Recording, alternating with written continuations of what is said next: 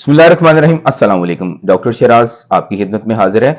Viewers, आज की video में मैं आपको ये बताऊंगा कि आप बहुत ज्यादा बीमार क्यों हो रहे हैं और आपके बच्चे जो है वो बीमार होने के बावजूद ठीक क्यों नहीं हो रहे, कितना लंबा अरसा तक बीमार क्यों चलते हैं, बीमारी क्यों चलती है।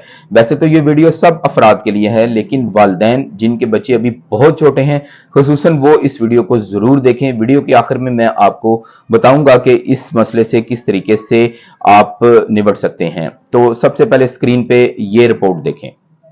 इस फीमेल पेशेंट को काफ़ी टाइम से छोटे पेशाब में इन्फेक्शन की शिकायत थी। जब इनका यूरिन कल्चर करवाया गया तो इकोलाई नामी बैक्टीरिया की इन्फेक्शन थी।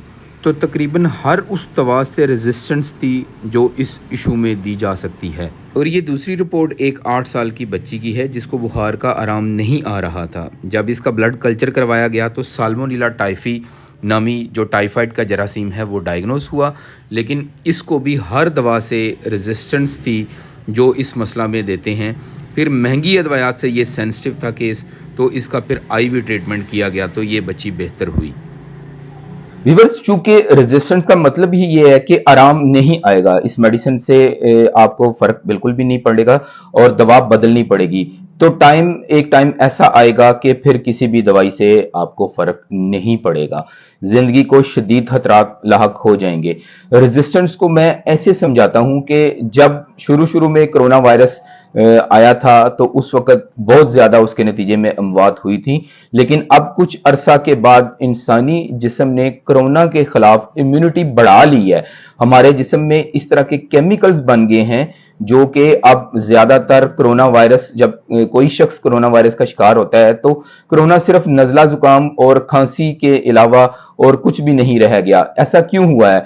अब ऐसा इसलिए है कि हमारे जिस्म ने उसके खिलाफ एक बहुत स्ट्रॉन्ग इम्यूनिटी प्रोड्यूस कर ली है और अब शादो नाजर ही इससे कोई अफराद जो हैं वो अमवात की तरफ जाते हैं या इससे कोई डेथ सुनने में आती हैं, क्योंकि जिस्म ने कुछ टाइम लगा के उसके खिलाफ बहुत स्ट्रॉन्ग कुव्वत मुदाफत हासिल कर ली है।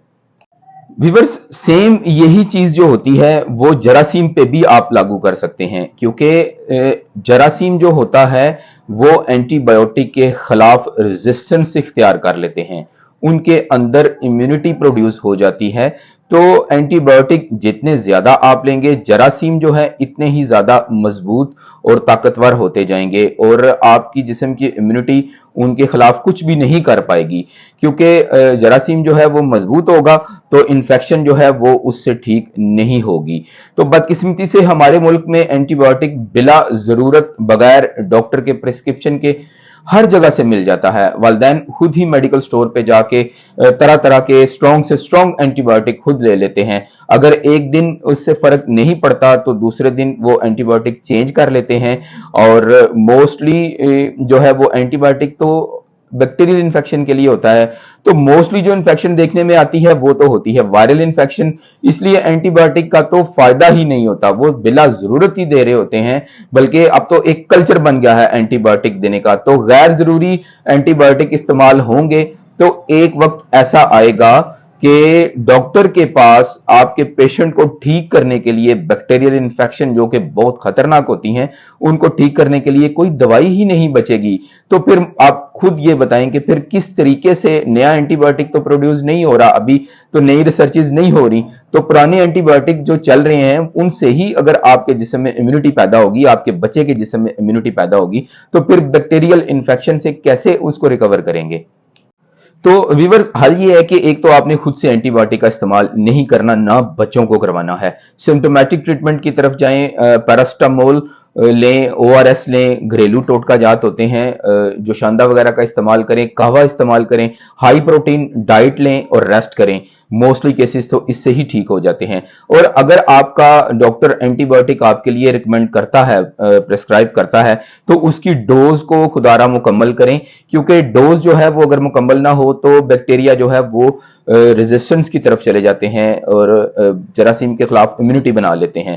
तो बेहतर तो यही है कि बुखार वगैरह की सूरत में 2-3 दिन तो आप सिंपली जो है रेस्ट करें और पैनाडोल वगैरह ले लें, पैरास्टामोल वगैरह ले लें और जिस्म को उनके खिलाफ इम्यूनिटी बना लेने दें। आपका कुदरती मदाफती निजाम बहुत स्ट्रांग है। तो ये थी आज की एक टिप, मेरे लिए दुआ फरमाइएगा। میرے چینل کو لائک شیئر اینڈ سبسکرائب بھی کریے گا اور اپنا بہت خیال رکھیے گا. السلام علیکم.